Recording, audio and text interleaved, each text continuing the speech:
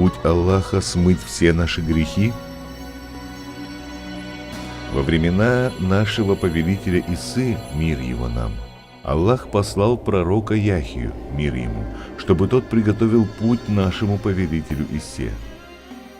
Послание пророка Яхия было следующим: «Покайтесь, потому что приблизилось Царство Всевышнего, идущий за мной выше меня».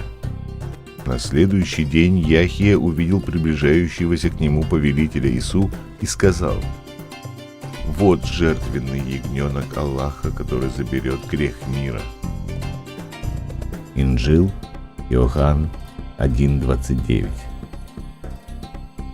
Почему пророк Яхия так назвал Ису Масиха? Потому что Аллах сказал, что тот, кто согрешит, должен принести за себя жертву в наказание.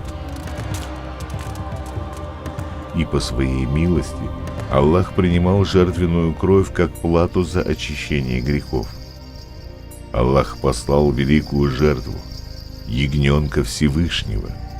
Значит, в этом состоит путь Аллаха сегодня, чтобы омыть нас от грехов.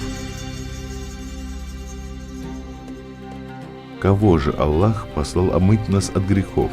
Кто тот жертвенный ягненок, посланный Аллахом? Сура Майрам 19:21. Во имя Аллаха, милостивого и милосердного. Мы сделаем его знамением для людей и милостью от нас. Кто он? Знамение? Милость?